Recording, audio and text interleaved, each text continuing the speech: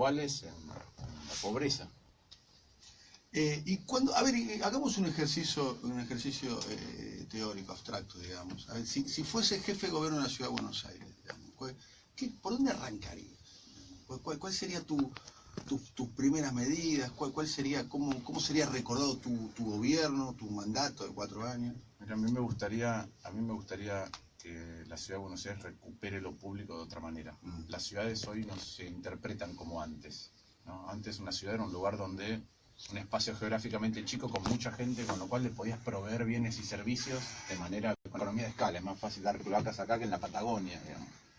Pero hoy las ciudades se las interpreta, se las entiende como si fuera un cerebro, como una red donde cada uno de los ciudadanos es una neurona, y lo importante es cuánto se interconectan los ciudadanos en el espacio público, porque eso es lo que hace que surja la innovación. En la medida que vos descuidas el espacio público, esto es desde la inseguridad hasta la educación pública, hasta la calidad del transporte o la basura, si la ciudad no te invita a salir, y pensar que a los argentinos que tenemos crisis muy seguidos, en general nos ocurre lo contrario a pesar de nuestra naturaleza, se pierde mucho el potencial talento e innovación que puede traer una ciudad local y del mundo.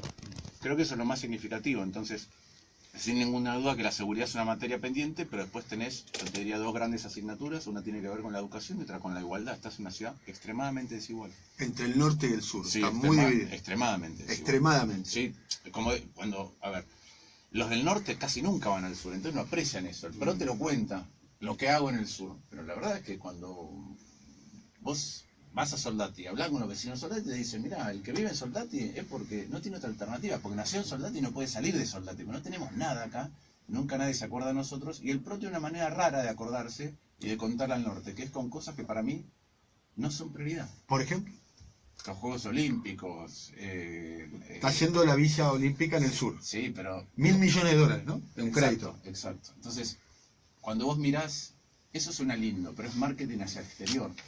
Pero cuando vos mirás todos los megaeventos deportivos, de las ciudades hasta los países que organizan megaeventos deportivos, particularmente los que no son hiperdesarrollados, lo que están haciendo es desviando recursos. Eso es cierto para Sudáfrica, que te hace estadios cuando tiene que hacer cloacas e infraestructura básica, Venezuela cuando hizo la Copa América, Grecia con las Olimpiadas, Atenas mejor dicho, Río de Janeiro, Brasil cuando te hace un estadio en Manaus. Vos no solamente haces obras que no son prioritarias, sino que las haces contra reloj y te cuestan más caras. Entonces yo no quiero que al sur vos le digas, mira, voy a hacer unos Juegos Olímpicos de la Juventud y después te voy a dejar las obras que hice para que las disfrutes. Vos tenés que hacer obras directamente para tus ciudadanos, no que sean una derivación de la que hiciste antes. Bien, educación. La ciudad de Buenos Aires tiene más o menos 50 y 50. Es la ciudad más rica de la Argentina, pero es la ciudad que tiene la matriz de educación de gestión privada más alta de la Argentina, el 50%. Eso el PRO no lo ha modificado.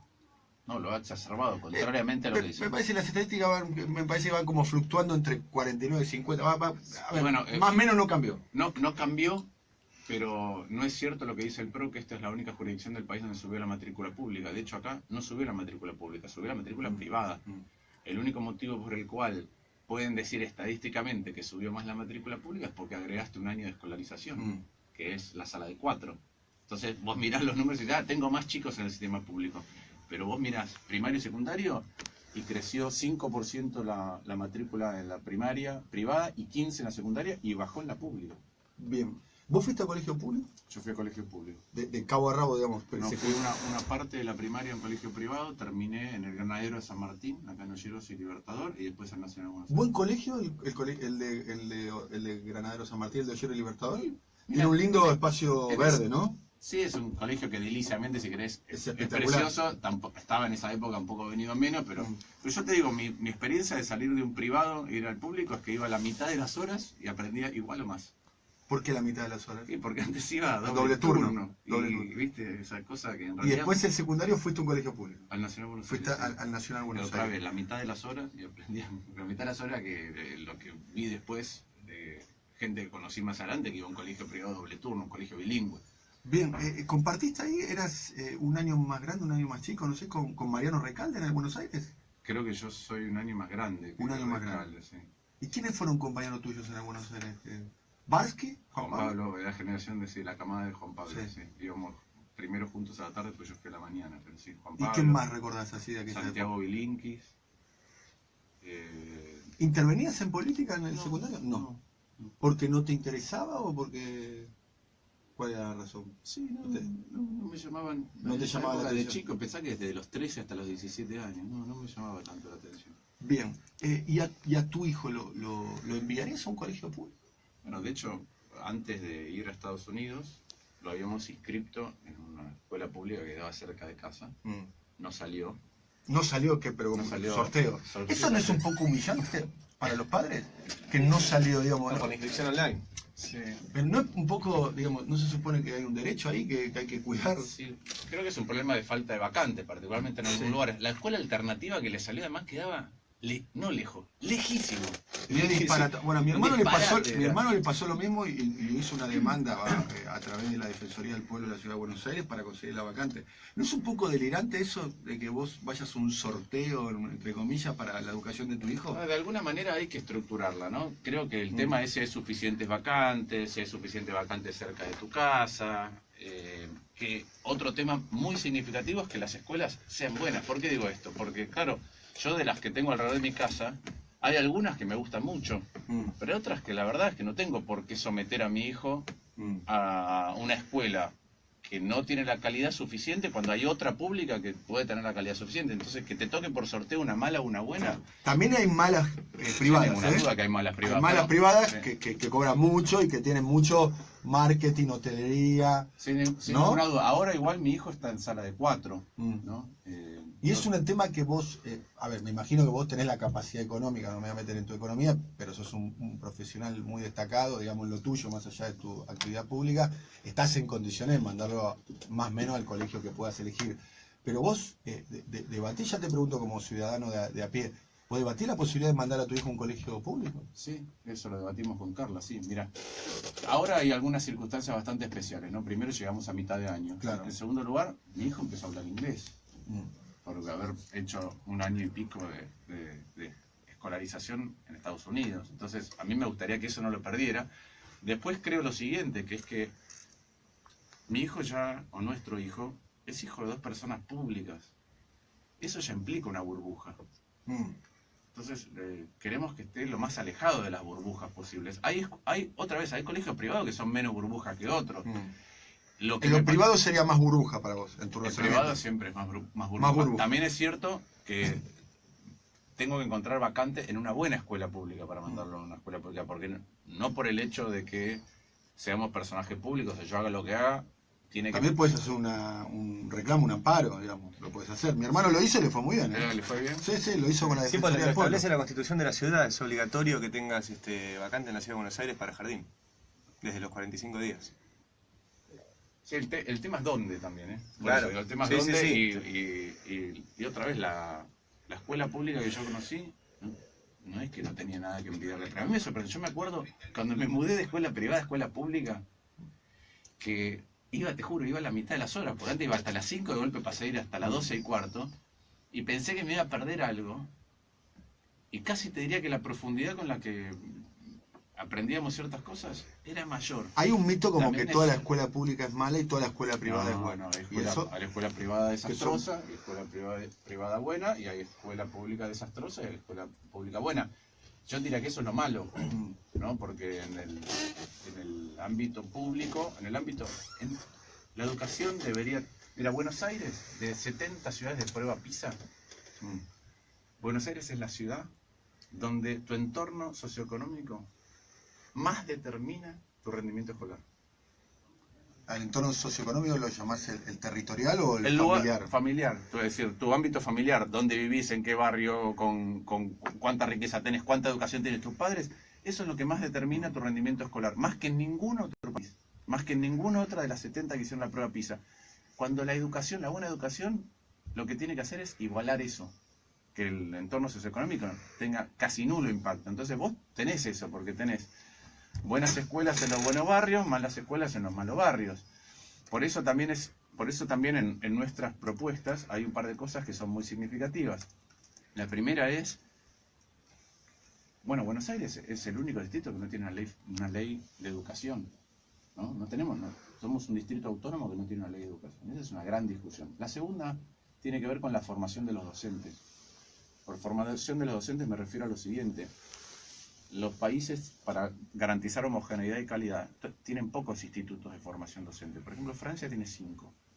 Ecuador... En Francia la educación es casi el 90 y pico % toda pública y gestión estatal. Sí, y súper estricta. Muy estricta. Muy buena. Con exámenes finales que se llaman baccalaureat, exámenes finales para ingresar a la universidad. Pero Ecuador hizo una reforma educativa. Correa es una reforma educativa muy ponderada.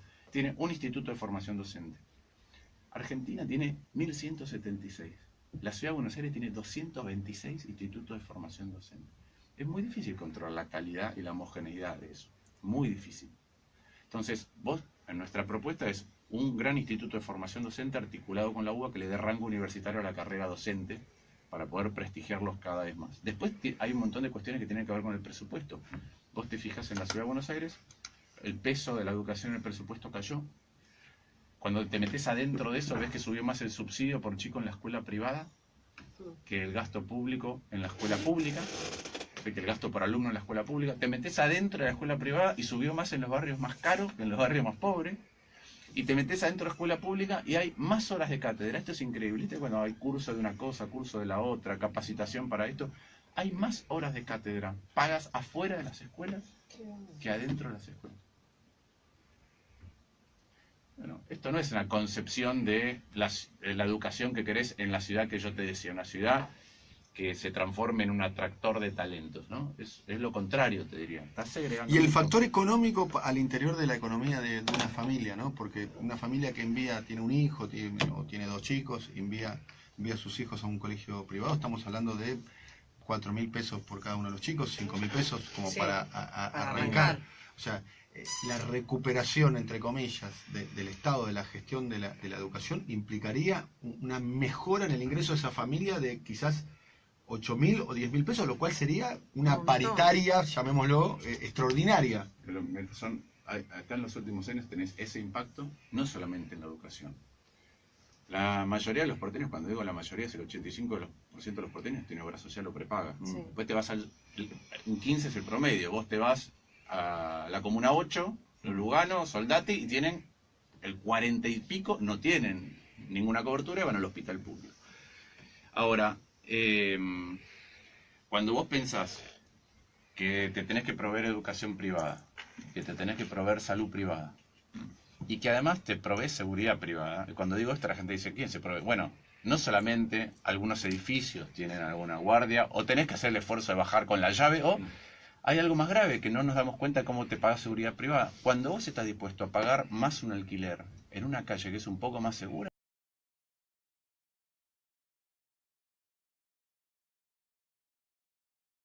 me mudo de un barrio, vendo mi casa, que es más grande, me mudo de un barrio en el que me afanan, para ir a un departamento más chico, en un lugar donde me siento más seguro, estás pagando seguridad. Si vos le sacás esas cosas a tu sueldo, claramente recibís menos. Pero lo peor además es que, a pesar de que, por eso yo discuto la gestión de la reta en la ciudad, porque la reta tiene mucha más plata que antes. Mucha más plata, es 8 millones de pesos por cada una de las manzanas de Buenos Aires, más que las gestiones anteriores al PRO. Y esto es ajustado por inflación todo. Pero además los porteños pagamos 52.000 pesos más por año por familia de 4 miembros, una familia tipo, en impuestos que antes. Y vos decís, 52 lucas más. Yo te digo, sí, pero no puede ser. Porque tienen ingresos brutos y ABL. En ABL, en patentes, en sellos. Cada vez que vos comprás y vendés un auto, una moto, un inmueble, y tenés un documento oficial, tenés que pagar sellos. Y en ingresos brutos, claro, vos no registrás que estás pagando, pero es un aumento del precio de las cosas que lo estás pagando vos indirectamente. Bien, arrancaste con un spot muy fuerte contra Lilita, digamos. No contra. Bueno, no. La coprotagonista. El protagonista del spot publicitario sos vos, como candidato, estamos hablando con Martín Lustó, y la antagonista es Lilita Carrió. Yo diría que ahí hablamos de problemas y de metodologías para esconder problemas. Pero ahí tiras una frase, digamos, basta, los problemas no se solucionan con declaraciones de Lilita. ¿Es así la frase más o menos? Creo que es... la realidad no se puede tapar con declaraciones de Carrió. Sí. Es cierto. Es cierto. La Argentina tiene problemas graves.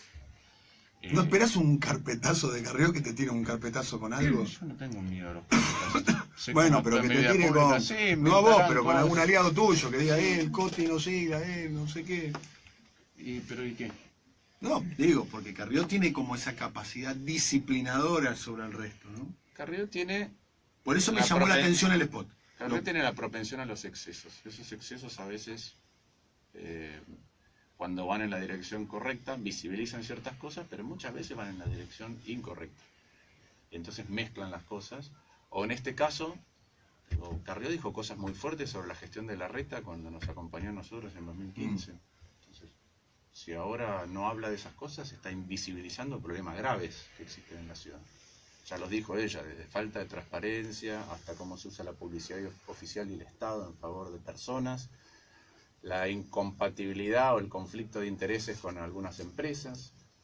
Bueno, yo no creo que esas cosas, que la situación económica o que la inseguridad o que Larreta tenga el jefe de policía que le eligió preso, se tapen con declaraciones altisonantes. Ni se tapan, lo peor es que no se arreglan. ¿Sos oficialista o sos opositor a nivel nacional?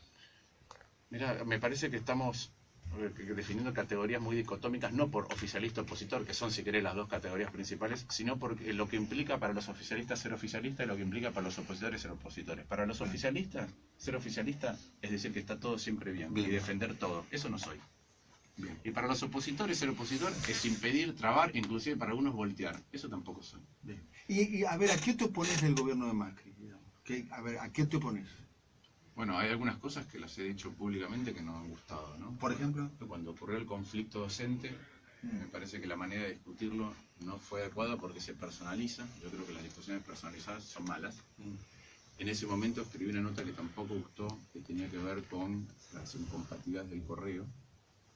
¿Sí? Acá tenemos al periodista que reveló el caso del correo, bueno, a Ariel Nicolás. Yo creo además que cuando haces eso, porque en el correo, por ejemplo, pasa algo muy particular, que es que yo vi, Lilita dijo que es legal, pero lo que es legal y lo que está bien, vos podés decir que algo es legal, pero el marco de la resolución legal en la ley de concursos de quiebras es gigante, y vos tenés un montón de instrumentos, vos tenés que defender al Estado, no solamente hacer lo que es legal, que es dentro de un marco o un rango muy, muy grande. ¿Te pareció poco transparente lo del correo? Como mínimo. Sí, te lo he dicho, y creo, por ejemplo, que lo mismo pasa con Odebrecht. ¿Qué pasa con Odebrecht? Mirá, ahí tenés una empresa que reconoció que pagó coimas. Si pagó coimas hay un sobreprecio. A mí que cambies de mano a las empresas no me resuelve el problema del sobreprecio. De hecho, nosotros lo dijimos en el lanzamiento de campaña. Nosotros creemos que el contrato debería ser dado de baja. Yo no soy ingeniero, pero nuestros expertos en transporte, además, insisten muy fuertemente en que esa no es la mejor solución para el Sarmiento. Vos tenés desde principios del siglo XX, tenés hechas trincheras desde 11 a Caballito. Podrías hacer trincheras de buena calidad en todo el recorrido del Sarmiento y te ahorrás 2.500 millones de dólares por debajo de las patas. Después, si querés hacer la losa encima de las trincheras, perfecto, y si querés parquizar encima, mejor. Pero a nosotros nos parece que ese contrato ya no debería existir. La política económica del gobierno, con las consecuencias sociales que se están viendo, ¿qué crítica le haces ya como ciudadano, como economista? Yo creo que hay algo más profundo que yo creo que la clase política, como todos, la clase dirigente, como mucho más amplia, no está haciendo un análisis más profundo que lo que le pasa a la Argentina. Vos podés mirar el último año y medio y alguien te puede decir, es la herencia, te dirá que defiende todo. Podés mirar los 12 años anteriores y alguien te dirá, bueno, pero veníamos desde la crisis del 2002. Pero yo creo que el problema de Argentina es más profundo. El problema de Argentina es que en los últimos 6 años no creció. Y desde el 98, que es el momento más alto antes de la crisis del 2002, solo crecimos 0,8%. Entonces no hay un buen diagnóstico de por qué Argentina no está creciendo. Creo que ahí no solamente falta un diagnóstico más profundo, sino que falta discutir públicamente ese diagnóstico para poder ver por dónde se le entra el problema, que es otra discrepancia muy grande que tengo. Si yo no creo en la grieta, creo que la grieta es un mecanismo táctico, pero el peor mecanismo para que la clase política resuelva lo que le pasa a Argentina hace mucho tiempo. El peor. Porque además se agrita, una vez que entras en el modo grieta, no es solamente kirchnerismo, antikirchnerismo, macrismo, antimacrismo, se empiezan a hacer grietas por todos lados. Y la verdad que es, el que tiene causa penal, tiene causa penal. Todo lo demás tenemos que ser capaces de sentarnos en un lugar a resolver los problemas. Estamos hablando con Martín Lustó. ¿Cómo evaluaste el episodio PepsiCo? Estamos hablando de una fábrica que hace más o menos papas fritas, digamos, ¿no? O snack, o productos de consumo masivo y demás. Y ahora surge en estos días, también tenemos ahí un audio, después lo vamos a pasar más adelante el tema de las economías regionales, por ejemplo, ¿no? Los productores de peras y de manzanas. Lopetegui dice que se tienen que reconvertir. Mientras tanto están llegando peras y manzanas, están llegando manzanas de Chile, están llegando manzanas hasta de Brasil, el país que antes era un mercado al cual... Y cuya calidad de manzana no es muy buena, Claro. no era muy buena antes. ¿Cómo se explica eso, digamos, que entró en crisis las economías regionales a pesar de la devaluación, a pesar de la quita de las retenciones? Mira, voy a ir a esos dos ejemplos y después voy a dar un diagnóstico más grande de por qué nos pasa esto hace rato. Primero, PepsiCo. El problema no es PepsiCo. Si el problema fuera PepsiCo, no habría problema. ¿Qué quiero decir con esto? No es, si una empresa decide mudar una planta de un lugar a otro y la economía es pujante, no existe ese problema. Si una empresa en otro país decide mudar la planta, la decide mudar a 400 kilómetros o a 420 kilómetros, pero listo, no hay problema. El problema es que el trabajador siente que no va a tener otro trabajo en otro lugar. Entonces es un problema de lo general, no de lo particular. En ese caso, a mí en lo particular no me gusta el modo de protesta, no me gusta que alguien le tire una adoquina a una policía que si le cae en la pierna se la fractura, pero si le cae en la cabeza la mata. Entonces eso no me parece el modo de protesta, pero insisto, el origen de la protesta no es PepsiCo en sí, sino lo que le pasa a la economía en general. Lo mismo pasa con las economías regionales. Argentina tiene un problema medular, por eso yo presenté en su momento una ley de defensa de la competencia con la persona que para mí más sabe en la Argentina de esto, que es Diego Petrecola, que es que vos remunerás nada a tus productores de alimentos y sometés a tu población a uno de los precios de supermercado más altos del planeta. Yo vivía en Washington y era 20% más barato el supermercado en Washington que en la Argentina, y tenés un tercio de pobre. Entonces algo en esa cadena entera está muy mal. No es solamente los supermercados, la cadena entera tendría que revisar comercio y defensa de la competencia. Ahora déjame ir un poco más allá. ¿Por qué no traccionan las economías regionales a pesar de la devaluación? ¿Por qué no tracciona una pyme? Porque nosotros nos olvidamos, y para mí esta es la principal discusión. Hoy el Estado argentino tiene 3 veces más recursos por cada argentino que hace 25 años.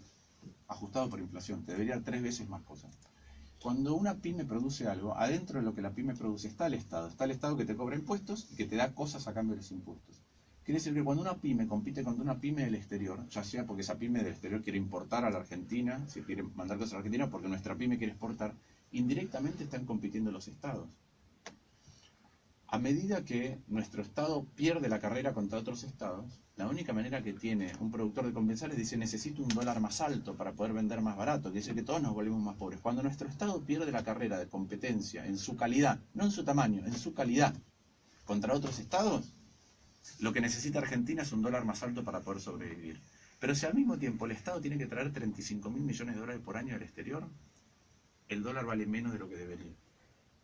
Y entonces es más difícil es competir. Es como si vos sos una pyme. Te cargo de más piedras en la mochila de lo que la pyme de otro país que compite con vos tiene, y además te hago tu camino cuesta arriba. Y vas a perder. Y como perdés esa carrera, y las pymes son el 80% del empleo, a la Argentina le cuesta generar puestos de trabajo en blanco. Y como le cuesta generar puestos de trabajo en blanco, tenés más desigualdad y tenés más pobreza que hace 25 años. Y como le cuesta generar puestos de trabajo en blanco, no hay sensación de futuro. ¿Las mochilas son impuestos, por ejemplo? No es las piedras de la mochila. Pero no es impuesto, porque si no la discusión se transforma en una discusión entre Estado más grande y Estado más chico. La mochila es... Vos podés elegir ser Japón con un Estado chico o Noruega con un Estado grande. La pregunta es, ¿a cambio de lo que pago? ¿Me resolvés cosas? ¿Cuántas me resolvés? Entonces, el problema es que los que nos gusta el Estado grande... ¿A vos te gusta un Estado grande? A mí me gusta el Estado grande, pero tenemos que tener mucho más compromiso para que el Estado funcione bien, porque si el Estado es el 1% de la economía, como le gustaría, no sé, a alguien de recontraderecha, y el Estado funciona mal, sí, no pasa nada. Pero si el Estado es 99% de la economía y funciona mal, claro, funciona mal todo el país. Entonces, los que nos gusta un Estado grande... tenemos que tener muy claro cuáles son las prioridades de ese Estado grande y cómo las debe ejercer. Por eso yo digo, en la ciudad de Buenos Aires aumentó mucho el Estado, pero no hace para mí nada de lo que debería hacer el Estado. De hecho, las grandes obras que tienen lugar en la ciudad de Buenos Aires son innecesarias o deberían tener otra resolución. A propósito de la ciudad de Buenos Aires, yo tengo una obsesión, yo soy porteño, nacido y criado en la ciudad de Buenos Aires, tengo una obsesión personal. Sí. ¿Cuál es? Los subtes, por supuesto. ¿Qué planes tenés para mí? Es la clave que va a definir el futuro de la ciudad de Buenos Aires, es si va a tener o no una red de subtes Yo estoy absolutamente de acuerdo con tu concepción. Primero por lo siguiente, las ciudades que atraen cada vez a más gente, y esto es lo que pasa en todos lados del mundo, no resuelven el transporte, lidian con congestión, Claro. que son dos cosas distintas, con congestión creciente. Vos pensás que en la Argentina se venden 800.000 autos por año. ¿Cuánto mide un auto? ¿4 metros? Sí, 3,5 metros, 4. Bueno, multiplica 4 por 800.000, tenés 3.200.000 metros, tenés 3.200 kilómetros de autos para golpe todos los años en Argentina, todos los años. Poné el porcentaje que quieras. En la ciudad de Buenos Aires, 15%, tenés 500 kilómetros de autos para golpe que ingresan a la ciudad de Buenos Aires todos los años. Vos tenés que lidiar con la congestión. Entonces, cuando vos haces Metrobús, es un paliativo, pero no es la resolución del problema de congestión. No transportás más gente. Eso no, los números te demuestran que el sistema entero, puede ser que los tramos del Metrobús sí, pero el sistema entero ni siquiera te transporta más rápido. El sistema entero. Entonces, por ejemplo, el Metrobús de Cabildo, ¿por qué funciona bien? Principalmente porque empezaste a hacer cumplir las normas de tránsito. Al mandar, antes que tenías los carriles del costado obstruidos por contenedores y autos estacionados. Y los colectivos que tenían que irse hasta el tercer carril y volver cada 3 cuadras para parar. Ahora los mandaste por el medio, los haces parar cada 6 cuadras y nadie estaciona a los costados. ¿Fluye mejor el tránsito? Sí, pero hiciste una obra grande para hacer cumplir reglas de tránsito. Entonces, la resolución sí pasa por el subte. El subte tiene una particularidad que, contrariamente a lo que es intuitivo, la gente piensa que vos tenés que hacer subte para generar demanda. Es decir, hago un subte en donde no hay demanda y la gente se va a ir a vivir ahí. Eso no pasa.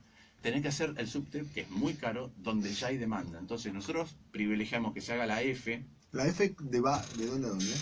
Va de Constitución a Plaza Italia. A Plaza Italia. ¿Sí? De Constitución a Plaza Italia. Entonces distintas avenidas. Pero entonces ahí vos tenés distintas maneras. Se solapa o se entronca un poco en algún momento con la D. Y va desagotando y va interconectando las vías de otra manera, las líneas de otra manera. Vos, si sos jefe de gobierno, vas a hacer subte. Esa es la prioridad. Sí, vos arrancás el primer día anunciando que vas a... Es la prioridad hacer subte. También es cierto que la ciudad es una ciudad que, a pesar de que subió los impuestos, tuvo déficit en 9 de cada 10 años en la gestión del PRO y multiplicó la deuda en dólares por 5. Ahora, cuando te endeudas en el exterior, tiene que ser para algo que beneficia a muchas generaciones. Muchas generaciones es el subte. No hacer 3 veces una rotonda, claro. o hacer un bulevar, romperlo, volver a hacer otro y cambiarlo. Esa es la diferencia conceptual de para qué se usa deuda. La deuda no es mala de por sí. La deuda es mala, primero, si es más cara que la base a partir de la cual vos la vas a repagar. Y 2, es mala si la usás para algo que beneficia a una sola generación. ¿Por qué yo resuelvo un problema mío hoy y le tengo que cargar con el costo de eso a la generación del futuro? El que habla es Martín Lustó. Ahora, si les parece bien, ¿qué tal? Buen día, Ale. Es momento de ir a las noticias, dale con Viviana Lavalle y Enrique Polinelli. Bueno, el dólar a 18.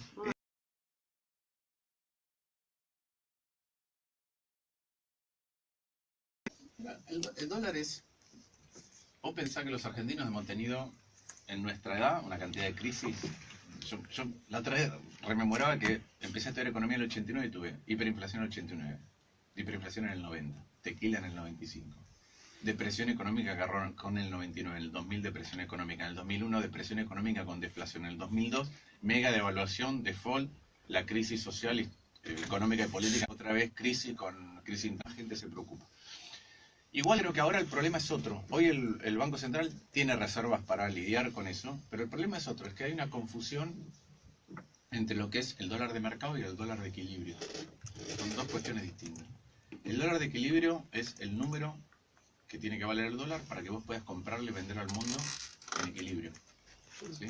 Entonces, si es más alto o más bajo depende de tu idiosincrasia como país. Si vos tenés una logística extraordinaria, una infraestructura excepcional, un alto nivel de productividad, buen nivel educativo, un buen sistema tributario, baja corrupción, vos podés exportar con un dólar caro, con un dólar barato. Vos podés ser Suiza, podés ser Japón, podés ser Alemania, es decir, podés ser un país rico.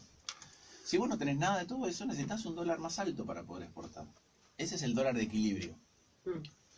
Distinto es el de mercado, porque si el Estado tiene que traer 35.000 millones de dólares por año del exterior y te inunda de dólares, bueno, el dólar de mercado vale menos que el dólar de equilibrio. Es lo que está pasando ahora. Es lo que está pasando ahora. Entonces, a ¿El la dólar de pyme- equilibrio cuál sería? Mira, es muy difícil saber El cuál es el precio. dólar de equilibrio. Yo te puedo decir, yo no quiero decir cuánto tiene que valer el dólar, pero cada uno puede mirar en el pasado con qué dólar le parecía que Argentina estaba cómoda y ver cuánto valdría ese dólar hoy. Por ejemplo, el dólar de antes del cepo, el dólar después del cepo no tiene ningún sentido de discusión, Sí. pero el dólar de antes del cepo equivale más o menos hoy a 22 mangos. 22 mangos. El de antes del Ya cepo. están el diciendo que último. a fin de año va a estar 20 pesos. O Bueno, pero arañando por eso, a si vos, este ritmo. si vos querés saber cuánto era el dólar del 2003 al 2005, ¿viste? Hoy sería, no sé, digo cualquier cosa, no sería 30 mangos. 30 mangos. No quiero decir que el dólar tendría que valer eso, digo, No. cada uno tiene que pensar en su actividad cuál era el dólar con el que se sentía cómodo, decir, mira, para mi actividad este es el dólar de equilibrio, para la Argentina es este el dólar de equilibrio. Pero está claro que el de mercado, cuando vos estás buscando dólares en el exterior como loco, no es el de equilibrio. La inflación el gobierno no le está encontrando la vuelta. Acaba el diario El Cronista, y el Ipsis, diferentes consultoras que no son nada opositoras, al menos en su ideología, a la actual política económica, dicen que la inflación de este mes va a ser del 2.2%, cerca del 2%. O sea, evidentemente no le encontraron la vuelta también a la inflación, porque vamos a ir a un proceso electoral con una inflación alta. Sí, a ver, vos tenés una baja con respecto al año pasado, pero el año pasado estuvo exacerbada por devaluaciones, ajustes de tarifas, etcétera. Entonces, que vos me digas que la baja, que la inflación es 20%, sigue siendo extraordinariamente alta. Yo creo que ahí conviven dos cosas. Primero, muchos de los problemas que nosotros vemos ahora de la Argentina son históricos. Son históricos. Por ejemplo, el déficit fiscal en los últimos 56 años tuvimos en 50 años. Inflación, yo te diría, casi el único periodo en el que no tuvimos inflación fueron algunos de los años de la convertibilidad. Pero A si un no, costo alto. a un costo altísimo. Pero por eso, entonces, tenés inflación durante mucho tiempo. ¿Eso qué quiere decir? Quiere decir que cuando vos iniciás un proceso inflacionario, como se inició con 2 dígitos a partir del 2005, hay un componente inercial muy importante. Si a ese componente inercial, en lugar de focalizarte en el futuro y coordinar las políticas, vos lo que haces es dejarlas fragmentadas, bueno, tenés un problema, vos bajás la inflación de una manera, pero después subís las tarifas de otra, haces este tipo de cosas, y finalmente seguís teniendo una inercia que no terminás de parar nunca, y lo que es peor es que todos miran el pasado para coordinar el futuro, y se agrava el costo. ¿Por qué se agrava el costo? Porque suponete que vos te portás mal con un amigo, le haces algo todo el tiempo con tu pareja, repetidamente, que es como tu defecto. Vos le prometés una vez, 2, 3, a la quinta, No te cree más. y vos tenés que exagerar tu comportamiento en contrario para que te empiece a creer. Esto es lo mismo. Si no me crees, si no nos sentamos para ver cuál es la inflación a futuro y coordinamos el futuro, para que vos me creas que la voy a bajar, tengo que pegarte con un garrote. Y eso es costosísimo en términos de actividad económica. Entonces, hoy tenés eso. Por eso, por ejemplo, en tarifa, nuestra propuesta es distinta de lo que se hizo, y yo la planteé dentro del gobierno en su momento. Adentro del actual gobierno. Sí, claro. ¿Con quién hablabas?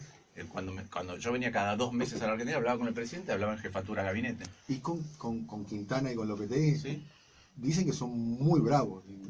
Quintana y Lo Lopetegui. conozco a Lopetegui hace más que a Quintana. De la provincia de Buenos de Aires. la provincia de Buenos Aires, cuando estuvieron en el Fue Banco jefe Provincia. mío, sí. No, en el Banco Provincia, no, en el Ministerio de Producción. En el Ministerio Yo era su jefe de gabinete. Bien, y los conocés, digamos. Sí, sí. Y vos le planteabas eso. Mira, cuando se trabó, cuando la Corte da de baja el aumento tarifario, me preguntaron, yo dije, ellos estaban preocupados, particularmente en jefatura, Marco, pero yo dije que es una oportunidad extraordinaria. La pregunta fue, ¿por qué? No, porque me parece que vos te tenés que preguntar cuál es el foco de por qué subís tarifas.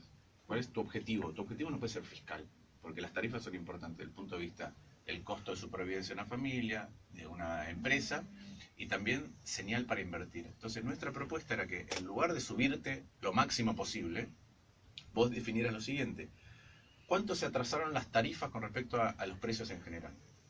700%, ¿sí? Lo que fuera. Sí, bueno, durante los próximos 8 años voy a subir trimestralmente las tarifas un poco más que la inflación. En gas, eso te da que cada trimestre vos mirás cuánto sube la inflación y te sube el gas 6% más que eso. No 300, 400, 6% más que eso. Y en electricidad, 8% más. Era un aumento, para decir una manera, De a poco. tolerable. Y eso durante 8 años. ¿Qué te permitía eso? Primero, los consumidores y las pymes, o el comercio, no los sacudís de golpe, pero sí saben que a la larga la electricidad y el gas van a tener que valer lo que valía antes, durante 8 años, de a poquito. Con lo cual, el aumento más importante, el aumento cuando lo acumulas, va a ocurrir, si haces bien las cosas, cuando Argentina esté creciendo, no cuando Argentina esté en recesión, que no lo puedes pagar. En segundo lugar, las empresas, en lugar de subir su valor en la bolsa de la noche a la mañana, saben que van a tener que seguir un tiempo más con subsidio, pero tienen un sendero de precio que resuelve el problema futuro. El Estado Nacional sabe que garpa durante un tiempo más, pero resolvió el déficit, porque los subsidios equivalían a todo el déficit, en 8 años. Con lo cual ya sé si puedo bajar impuestos o no. Y la oposición, en lugar de ponerse populista y decir no hay que tocar tarifas, tendría que haber dicho, esto lo acompaño porque resuelve el problema para la próxima administración ¿Y también. nadie compró esa idea, no? Hay uno de los miembros del gabinete que compró, pero después fueron para otro lugar. ¿Se puede saber uno de los que...? Sí, uno de la mesa que nombré con el cual me llevo bien. Y después fue para otro lugar. Bueno, Lopetegui. Sí, Compró no, fue no lo- nombramos. Sí, Claro. tal cual. ¿Y con tu relación con A ver, Macri quiero cómo decir, es? quiero decir una cosa. Si hubiéramos hecho eso, después de un año y medio o más de un año y medio, las tarifas de gas hoy serían 33% más baratas y la electricidad 65% más barata. ¿Y cómo es tu relación con Macri? Es una relación de respeto mutuo, donde ¿De desconfianza también? ¿Hay un poquito de desconfianza? yo creo que ellos tienen el pro. Porque te tiraron con todo. El cuando- pro en general a todo lo que no es, no sé si llamarlo orgánico, disciplinado, que aporta una visión distinta, no le gusta. Le pasó a Monzó, le pasó en su momento a Michetti cuando decidió ir a una primaria, y en mi caso ni siquiera soy del pro. No. Para ellos soy un cuerpo extraño, sí. Pero cuando vos decidiste así, en tu gesto de independencia, renunciar a la embajada de Estados Unidos, te cayeron encima mediáticamente. Y con los trolls, sí, hacen eso. Pero la conversación con el presidente, como yo, está el día que ¿Vos me- hablás con él ahora cada Sí, tanto? ¿Sí? sí. ¿Qué lo Sí, tenés hay- a tiro de WhatsApp? Sí, si hay algo que a mí me parece importante decir, o contar, o dar una opinión, la doy. Ahora estamos en campaña. así ¿Hace que- cuánto que no hablas con el presidente Macri? Ahora se debe hacer un mes. Hace un mes. ¿Y la última vez que hablaste, si podés contarnos sobre qué tema hablaste? Hablo en ¿Sobre general, temas coyunturales o sobre economía. Sobre economía? Cuando tengo algo que decir, generalmente tiene que ver Con la economía, digamos. Para decir una manera, haces un comentario más bien técnico, si se quiere. Sí, Técnico-político. sí, porque yo creo que a Argentina le va a costar mucho crecer. ¿A instancias tuyas o a instancias de él? Depende. De él. Depende. A veces Depende, él. depende. Pero él Si te yo puede- veo algo que... Sí, sí. Pero él te puede mandar un mensaje, che, Martín, está Pero por todo, ahí. todo ¿Tenés el un mundo, minuto? pero yo creo, sinceramente, creo que estamos obligados a hablar, no lo digo Ah. en joda. Cuando a mí me dicen, ¿hablaste con Massa? Sí, claro. ¿Hablaste con...? Sí, claro, no tengo ningún problema en hablar con nadie, porque realmente creo que el desafío que tenemos es muy complejo, pero mucho más complejo de lo que creemos. ¿Y con Máximo hablarías, por ejemplo, con Máximo Kirchner? Sí, ¿Hablaste alguna vez? No, nunca hablé. Nunca. Nunca hablé. Pero suponete, en algún momento del gobierno anterior, cuando tenían problemas con algunas cosas, yo tenía una idea, la acercaba, decía, mira, acá tenés un problema, esto me parece que no tengo, realmente creo que hay que ¿Y contribuir. qué diferencia notás, vos que fuiste funcionario? Porque aparte hay otra cosa, nadie se va a contagiar de una idea que no comparte por conversarla con otro. Esto es ridículo, ¿viste? Si te juntás con el otro te contagiaste de que no me contagio nada. Si tiene una idea mejor que la mía, genial. Así es como nos nutrimos. Yo, digo, me nutro de un montón de ideas de otros, porque esa es la naturaleza de diagnosticar algo, trabajarlo, etcétera. O, por ejemplo, las ideas de transporte no son mías, las de seguridad no son mías, las de salud no son mías, son de gente que sabe mucho más que yo en esas áreas. Fuiste funcionario del gobierno de Macri, fuiste funcionario de Cristina. ¿Qué diferencia notás en los estilos entre Cristina y Macri? Mira, recordemos, yo fui 4 meses funcionario del gobierno de Cristina, con lo cual es una experiencia acotada, y en este caso fui representante de Argentina en el exterior. Es cierto Pero que qué volví 4 a meses, ¿Qué y también, meses? y también que cargo en el exterior. Claro, sí, también sí. que cargo en el exterior. Por eso, entonces son experiencias bastante atípicas. Yo te digo lo que puedo apreciar yo como estilo personal o gerencial. En el caso del kirchnerismo todo se concentraba. Todas las decisiones, de la más chiquita a la más grande. Y a mí siempre me pareció que era un mecanismo muy ineficaz para administrar. Porque si vos te estás ocupando de quién es el 5º candidato a concejal en La Matanza, bueno, no te estás ocupando, tu tiempo no está bien dedicado a la inflación, para ponerlo de una manera muy brutal. En este caso hay mucha delegación, mucha más que antes, pero hay poca coordinación, a pesar de que hay un lugar para coordinar. La política económica para mí no está coordinada. Y después hay diferencias personales. Diferencias personales es, a mí cuando me convocaba la expresidenta cuando estaba en su cargo, me convocaba, no sé, una reunión a las 10 de la mañana, yo sabía que podía empezar a cualquier hora. ¿Por qué? es porque se demoraban, porque no era puntual. Digo, por eso te contaba una anécdota personal. Yo sé que las veces que me ha convocado el presidente, me dice que a las 10 lo vaya a ver, a lo sumo a las 10:10 estoy sentado y tengo el tiempo que tengo. Entonces ahí hay otro tipo de organización, pero son anécdotas, digamos. Más empresarial, de alguna manera. No sé si más empresarial. Yo que sé, es cierto, la política es más laxa, ¿no? No sé si hace mucho, pero mucho tiempo. ¿Estás a punto de contar algo que no sabes si lo querés contar? Yo creo que lo querés contar. No es cierto. Dale, Pero contá. la visión, hace mucho tiempo, no voy a dar el nombre, pero es una persona muy, pero muy importante. No queremos el nombre, No, queremos querés, el apellido. Entonces, llegó muy tarde a una reunión conmigo. Me había invitado al almorzar y llegó muy tarde a una reunión. Cuando llegó me dijo, mirá, disculpame, vos sabés cómo es esto, la política, yo no la entiendo bien, muchas cosas es una pérdida de tiempo. Entonces yo le dije, si vos tuvieras que construir, por ejemplo, el puente entre Gualeguaychú y Fraiventos, y te lleva 8 meses convencer a las dos poblaciones y 4 meses hacer el puente, ¿vos pensás que los 8 meses fueron una pérdida de tiempo? Dijo, no, tenés razón. Bueno, la política es un poco así. Cuando vos venís de otro ámbito, pensás que todas esas reuniones, la construcción de confianza, de capital humano, de reglas de interacción, son como una pérdida de tiempo. Ir a comer asados, hablar y hablar. Pero es la construcción de confianza, porque cuando viene el conflicto, cuando viene el problema, no te podés ver por primera vez con el otro. Eso para mí es un problema que tiene Argentina en relación con sus vecinos. A mí me pasó como ministro la primera vez. Alemania y Francia, por ejemplo, comparten cuerpos diplomáticos todo el tiempo. Se van y se cruzan y trabajan en el otro lado. Y la construcción de ese espacio común es muy importante. Acá, la diplomacia brasileña y la argentina lo hacen, pero no lo aprovechan en la escala que tienen. Pero, por ejemplo, la primera vez que vos te cruzás como funcionario con un funcionario de otro país, no es porque antes circulaste por Chile, generalmente para resolver un problema. Y no construiste capital humano antes. A la política para mí hoy le falta mucho de eso. ¿Qué quiero decir? Yo veo la generación anterior de políticos, se conocen, aunque estén en espacios distintos. Vos te sentás con un peronista y un radical de vieja data, y Ochentoso, claro. Y ves que se conocen. ¿Y vos con quién tenés buen vínculo? Que tienen asados, que tienen mucho encima.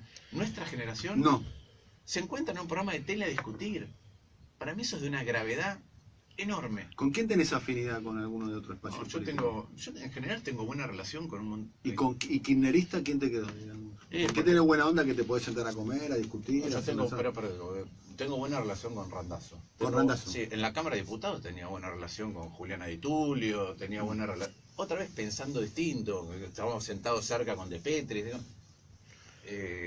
Buenas relaciones, yo puedo hablar, no me acuerdo ahora el que estaba a cargo de la Comisión de Seguridad Social, también un diputado kirchnerista que cuando venían con la moratoria yo daba mis opiniones, teníamos diálogos muy profundos, de mucho respeto. Yo en general no me van a ver faltando el respeto a otra persona que representa otra cosa, a pesar de que pensemos muy distinto. De la misma manera que tengo buena relación con gente del PRO o con gente que está en un ámbito, con Fernando Sánchez o con Emilio Monzó o con Nico Massot, que otra vez desde historias personales o perspectivas sobre temas personales podemos verlo distinto, pero parece un dirigente con mucho futuro, muy formado, que cuando lo veo exponer me parece que tiene 10 años más de lo que en realidad tiene, porque Nico debe tener 30 años, 31 años, no sé cuántos tiene. Entonces, creo que es muy importante construir esa red. Es muy difícil resolver cualquier cosa sin esa red, de que cuando hablas con el otro sabe que no lo está verseando. ¿Qué opinás del nivel de la fusión de Clarín con Telecom? ¿Cuál es tu opinión?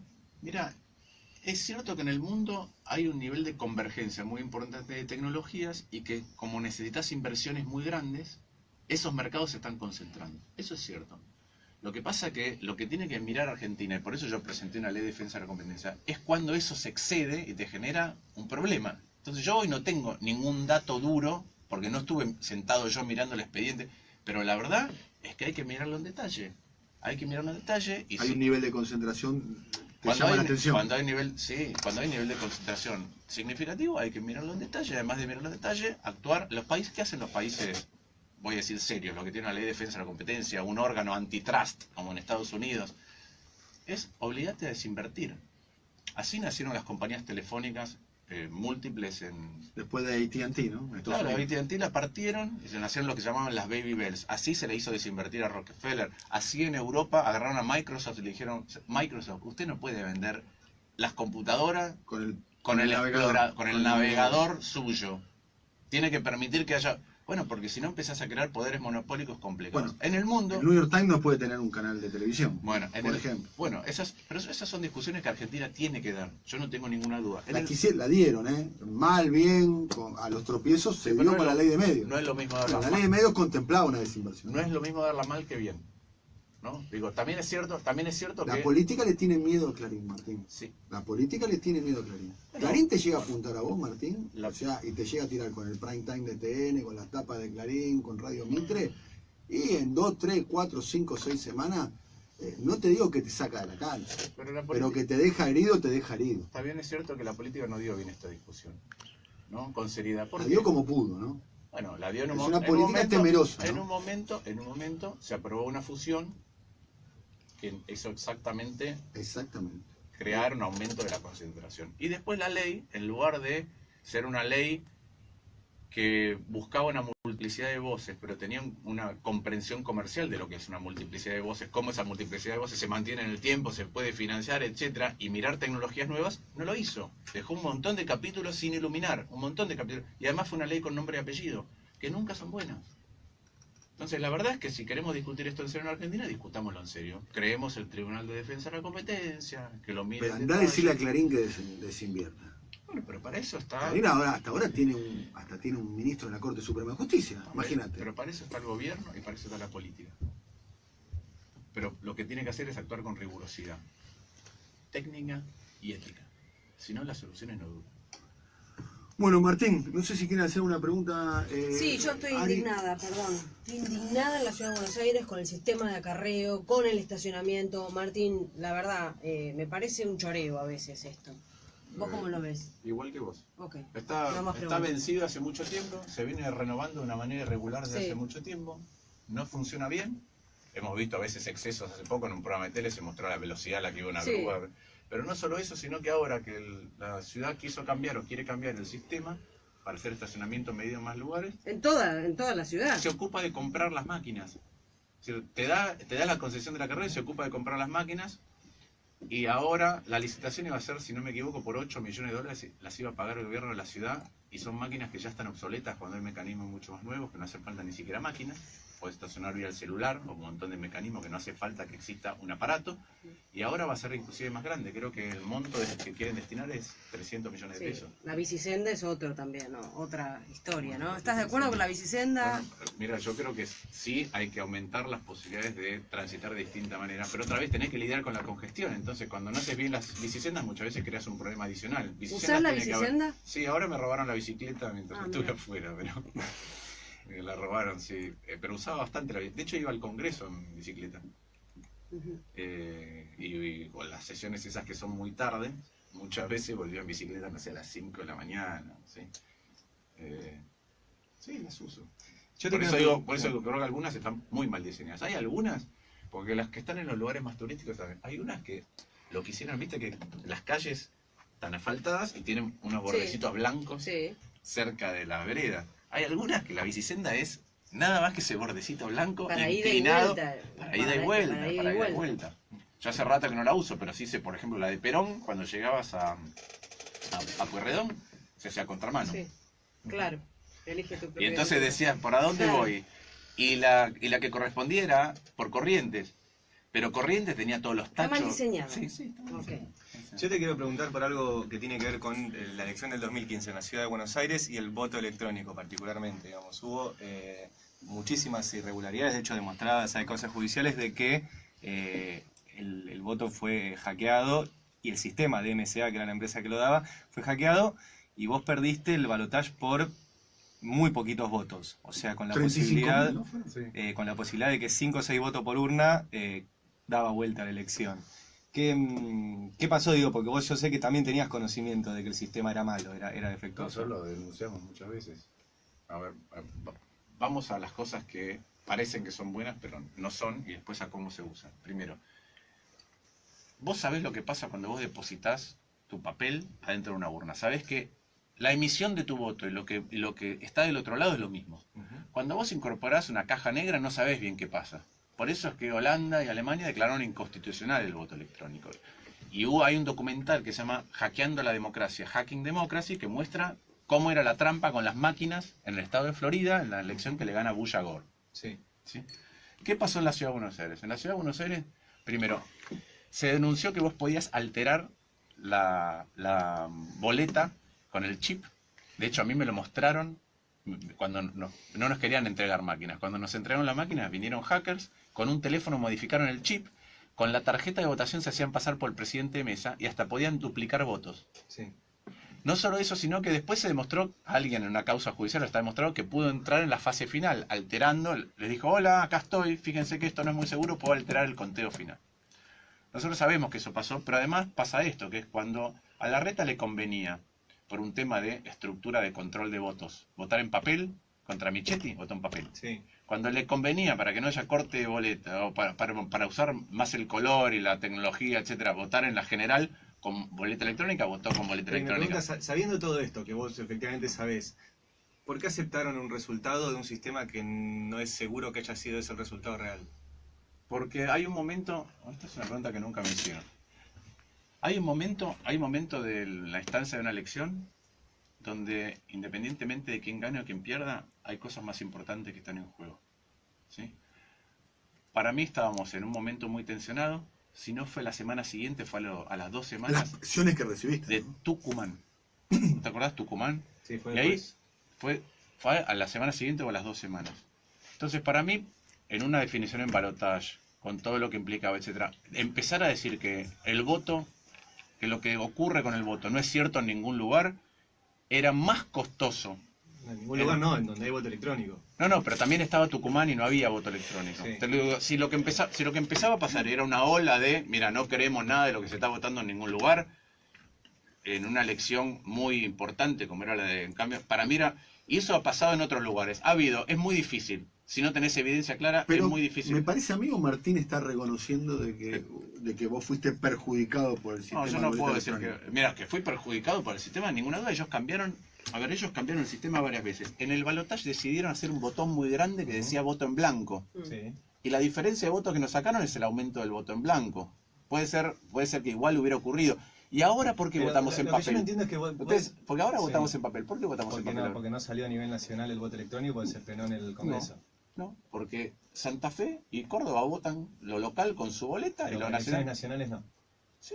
No, No, lo nacional. nacionales no. Bueno, pero los legisladores, ¿por qué no votamos? ¿Por qué no votan por dos sistemas separados? ¿Sabes por qué? Porque Larreta no quiere que haya corte de boleta. Claro, bueno. Pero vuelve a cambiar el sistema. Te insisto con lo de por qué no se quejaron. Yo entiendo que vos decís, bueno, era un momento de mucha tensión. Ahora, entiendo que no hay nada más importante que la voluntad popular. Y si se puso en riesgo la voluntad popular, por más tensión que haya, o sea, imagínate si hubieras sido vos el jefe de gobierno. Pero pensarlo así. Nosotros esa noche, hicimos todo lo posible por controlar, todo lo posible por evitar las arbitrariedades. El tribunal de la Ciudad de Buenos Aires decidió que las arbitrariedades todas valían. Cambiar la pantalla, todo. Igual que hacen ahora con la publicidad oficial que no dicen nada. Exacto. Ahora, a mí me llama gente y me dice, mírate, está pasando, hay irregularidades acá. Pero yo no tengo evidencia.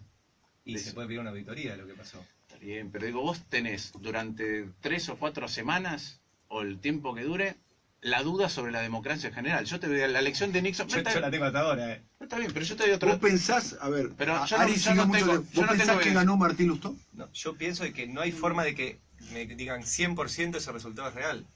Porque matemáticamente, y está comprobado en causas judiciales, Creo el que sistema si la fue elección hackeado. duraba una semana más, No, pero lo del sistema fue hackeado. Mira, yo tuve una discusión más profunda. Lo que pasa es que en ese momento, frente a la ola de que la gente entra en el cuarto oscuro y le parece que eso es más seguro y más lindo, es muy difícil remar. Yo te voy a decir que nos pasó a nosotros en la general, antes del balotaje. En la general, en las 2 comunas donde nos sacaron la mayor cantidad de votos, Recoleta y Palermo, que después en el balotaje, esas son las 2 comunas que nos ganaron, a la 1 de la mañana había más votos que inscriptos en el padrón. Sí, eso porque estaba mal cargado, estaban invertidas las comunas. Pero lo que te Sí. quiero decir es, esa es la explicación, pero entonces no es tan seguro. Si podés cargar No, claro. mal los datos, pero entonces hay una instancia donde alguien cargó mal los datos. Bueno, No, pero vuelvo a preguntar, ¿por Está qué, bien. ¿por qué no le dijeron esto no es real? porque me parece que hay valores más importantes que están en juego. Yo te doy otro ejemplo, vos me decís acá, pero yo te doy otro ejemplo de otros países. La elección entre Nixon y Kennedy, todavía hoy Estados Unidos debate que la Fue ganó por- Nixon. fue por Y mí. debate que la ganó Nixon. Y Nixon, cuando le fueron con esto, dijo, hay cosas que son más importantes que si gano yo o gano el otro. Hay cosas que tienen que ver con la credibilidad del sistema, etcétera, ¿viste? Para mí es un punto no menor. En ese momento había una enorme cantidad de tensiones y yo no tengo evidencia de esto que te estoy diciendo. Tengo gente que me llamaba esa noche y me decían cosas parecidas a las tuyas. Y para mí había cosas que eran más importantes que si nos tocaba a nosotros o al otro. Sinceramente. ¿Qué noche fue esa? Yo voté a Martín Lustó para el balotaje. Lo voté. Nosotros acá lo hemos dicho públicamente. Te votamos. Muchos que tienen una posición de acompañar al anterior gobierno te votaron aquella noche. Sí, sí. Recordás eso, ¿no? Sí, sí, claro. Casi que con los votos del kirchnerismo llegás a ser jefe de gobierno de la Ciudad de Buenos Aires. No solo del kirchnerismo. Necesitas la mitad más uno, así Sí. que son muchos. Son muchos. Así lo establece la Constitución de la ciudad. Muy bien, una respuesta. Nos correcta. quedaríamos hablando, ¿sabes? Nos tenemos que ir, además Un Martín montón, tiene ¿no? que... te agradecemos mucho que te hayas quedado los 20 minutos de retención de tareas que hicimos acá. No sé si decir un gusto, porque la verdad que no lo es. Está bien, No pero... lo es, digo, no es que existan estas circunstancias. No, pero te agradecemos mucho que hayas tenido ese gesto, que de veras que lo valoramos mucho y además lo tomamos como un gesto además solidario con nosotros. Nos gusta mucho hablar de cuestiones de la Ciudad de Buenos Aires, mucho en esta radio nos gusta mucho hablar de transporte, de educación, de salud, quedaron un montón de cuestiones pendientes. Te agradecemos mucho, Martín, el paso aquí por nuestro programa. Ha pasado Martín Lustó, momento de ir a una tanda, ya volvemos.